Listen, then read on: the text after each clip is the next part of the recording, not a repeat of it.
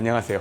안녕하세요. 네. 오늘은 우리 일단 니혼슈 사케에 대해서 한번 이야기를 할 건데 사실 오늘은 네. 촬영 구도가 조금 달라요. 오늘은 좀 특별하게 저희가 매번 하고 있는 위스키 체험 프로그램이라는 게 있는데 그거 끝나고 연장선으로 같이 체험 프로그램에 참여했던 분들이 사케 편에 같이 참석을 해주게 됐습니다. 그래서 지금은 5분이 같이 시음을 해보실 거예요. 그래서 조금 구도가 좀 틀린 것 같아요. 일단은 일본에 왔으니까 그럼 일본의 술에 대해서 한번 이야기를 한번 해볼게요. 일본 술 하면 가장 유명한 게 사케라고 하죠. 네. 이게 또 사케란 표현은 어떻게 보면 좀 약간 잘못된 표현이라고 할 수도 있어요. 왜냐면 일본에서는 사케란 말이 모든 술을 통틀어서 말하는 게 사케예요. 그러니까 위스키가 사케가 될 수도 있고 맥주도 사케가 될 수도 있고 예, 소주도 사케가 될 수 있고 그 모든 걸 통틀어서 말하는 게 사케거든요. 정확한 명칭은 일본에서는 니혼슈라고 해서 우리가 흔히 알고 있는 사케가 니혼슈죠. 예. 근데 이제 지금은 워낙 이 사케라는 게 니혼슈라는 단어 자연스럽게 지칭하게 돼서 지금은 기본적으로 그냥 사케라고 하면 의뢰 니혼슈라고 아마 다 이해를 할 거예요. 근데 이제 일본에서 간혹 우리가 술집 가서 사케 달라고 그러면 못 알아들어요. 그런 경우가 많아요. 술 주세요 하는 말. 네. 예, 그러면은 어떤 술을 줄까요?라고 물어보겠죠. 그래서 혹시나 일본에서 주문할 때는 니혼슈라고 말을 하는 게 조금 더 낫지 않을까라는 생각이 들어요. 근데 물론 약간 그 매장이 좀 오래되거나 좀 나이 드신 직원분들이나 마스터분들이 있으면 사케라고 하면 눈치로 알아들을 수도 있지만 젊은 분들이 있는 데는 못 알아듣는 경우가 좀 더 많을 것 같아요. 사케에 대해서 이제 설명을 드리면 총 종류가 2가지로 나눠지거든요. 하나는 준마이주, 그 다음에 하나는 혼조조. 그럼 준마이랑 혼조조의 차이가 있잖아요. 준마이는 한자를 이제 아시는 분들도 있겠지만 그냥 쌀로만 만든 술이에요. 순미. 예. 그 다음에 혼조조 같은 경우는 쌀로 만들고 거기다 이제 그 양조 알코올을 첨가를 한 걸 혼조조라고 합니다. 그래서 2가지 종류가 있어요. 준마이주, 그 다음에 혼조조 이렇게 있어요. 쉽게 말해서 네. 준마이는 알코올이 안 들어갔고 그렇죠. 예. 혼조조는 혼조조는 알코올이 들어갔어요. 그러니까 준마이 같은 경우는 쌀이랑 누룩이랑 물만 가지고 술을 만든 거고 혼조조 같은 거는 거기에 이제 조금 더 풍미를 내거나 조금 더 예를 들어서 알코올 느낌을 좀 더 내려고 그 양조 알코올을 좀 더 첨가해 갖고 만든 게 혼조조. 준마이에서도 보면은 아까 지금 이 프린터 보시면 총 몇 가지가 있습니까? 4가지 종류가 있죠. 준마이 다이긴조, 그 다음에 준마이 긴조, 그 다음에 토크베츠 준마이, 그 다음에 준마이 이렇게 4가지 종류가 있잖아요. 등급상으로는 준마이 다이긴조가 가장 최상급이라고 보면 돼요. 등급을 나누는 기준은 쌀을 얼마만큼 깎아서 만드는 거에 따라서 준마이 다이긴조, 준마이 긴조, 그 다음에 뭐 토쿠베츠 준마이 이렇게 나눠지거든요. 쌀을 50% 이상 깎으면 준마이 다이긴조라고 하고 쌀을 40% 이상 깎으면 준마이 긴조 그렇게 보시면 될 것 같아요. 그 다음에 이제 일반 준마이는 따로 이제 그 쌀을 깎는 그 정미율을 표기를 하지 않는다고 합니다. 그렇게 해갖고 쌀 깎는 거에 따라서 등급을 나눠요. 그러면 쌀을 많이 깎으면 깎을수록 뭐가 좋냐면 쌀 모양 있잖아요. 그 겉에 있는 것들을 깎아요. 그러면은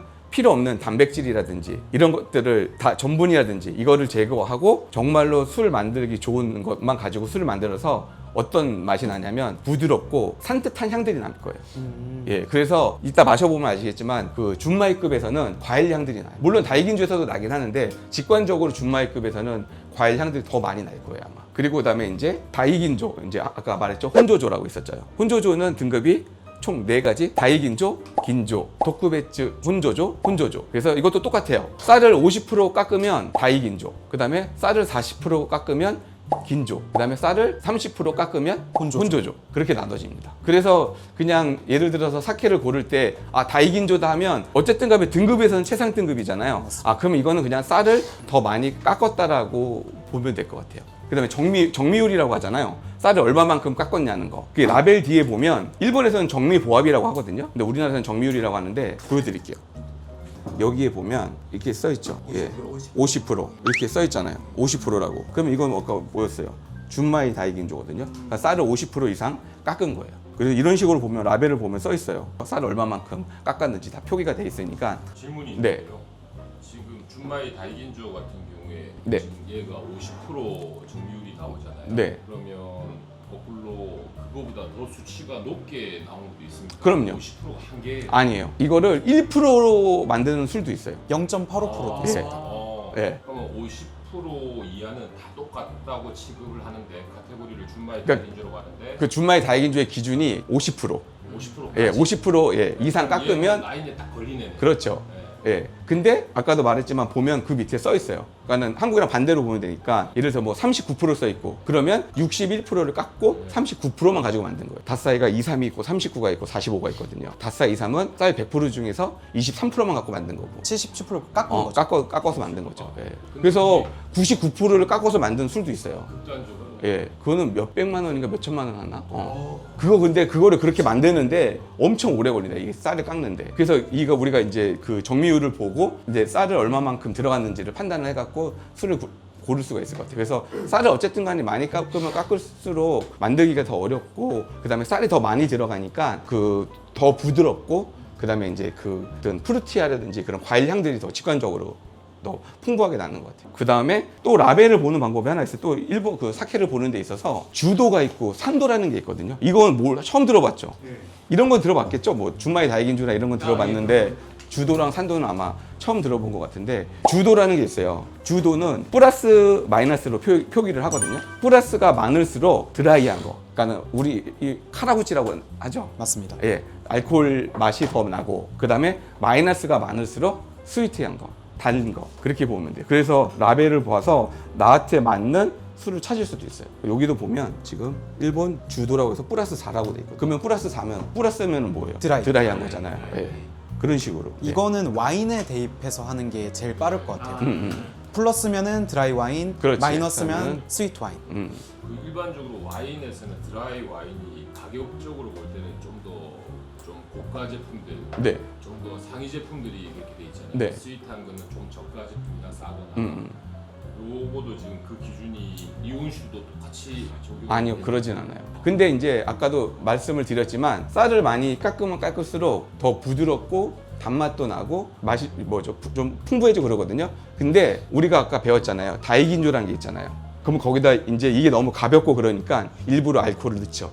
그래서 예를 들어서 쌀을 많이 깎고 하면 이제 가벼울 수도 있다고 했잖아요. 그거를 좀 더 이제 바디가 뭐 올려준다거나 달고 부드럽다고 해서 비싼 게 아니라 그거를 또 평가하는 기준이 따로 있나 봐요. 그 정미율에 따라서 어떤 가격이 약간 고가, 중가, 저가는 어느 정도는 이게 정해지죠. 정해져 있는데 주도에 따라서는 네. 가격하고는 전혀 별로 맞아요. 취향의 문제다. 그렇죠. 그리고 보면 이게 가격을 정해주는 기준이 그런 것 같아요. 얼마만큼 많이 만들거나 적게 만들거나 워낙 이게 그 사케 만드는 곳이 그게 대량으로 만드는 데도 있지만 소량으로 만드는 데가 많거든요. 그러다 보니까 생산하는 양이 되게 적거든요. 그러다 보니까 유통이 많이 안 되고 맛은 있는데 유통이 별로 안 되니까 그거에 따라서 가격이 많이 올라가고 그런 부분이 많은 것 같아요. 또 뭐가 틀리냐면요. 어떤 누룩을 썼느냐, 어떤 물을 썼느냐, 어떤 쌀을 썼느냐, 어떻게 만드느냐에 따라서 맛이 다 바뀌어요. 처음에는 이렇게 만들다가 그게 반응이 좋고 하면 또 다른 거를 시도해 갖고 또 다른 제품들을 만들어 보겠죠. 뭐 예를 들어 갖고 뭐 아라마사 같은 경우도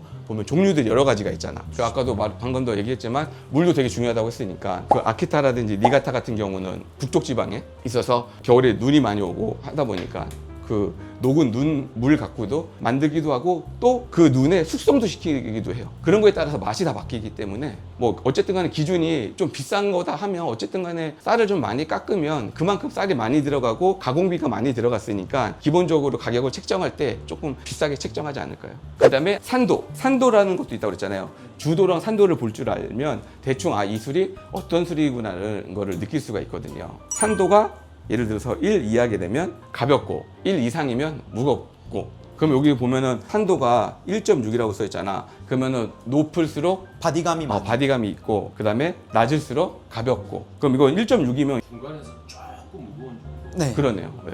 그렇게 보면 될 것 같아요. 아마 이거 이제 보면서 사케 라벨을 혹시나 하면 보러 다니면 산도랑 주도 안 써 있는 것도 되게 많아요. 그것만 써 있는 게 많아요. 정미보험, 정미율만. 네. 안 써 있다는 거는 약간 자신 없어갖고 뭐 그렇다기보다는 거기까지 표기를 안 하는 것 같아요. 그럼 일단 우리 한번 사케를 한번 마셔보면서 저희가 오늘 준비한 거는 히로시마에 있는 카모츠루라는 회사입니다. 지금 여기 이 회사가 있는 마을이 일본 3대 사케 마을이라고 하는 곳에서 나온 겁니다.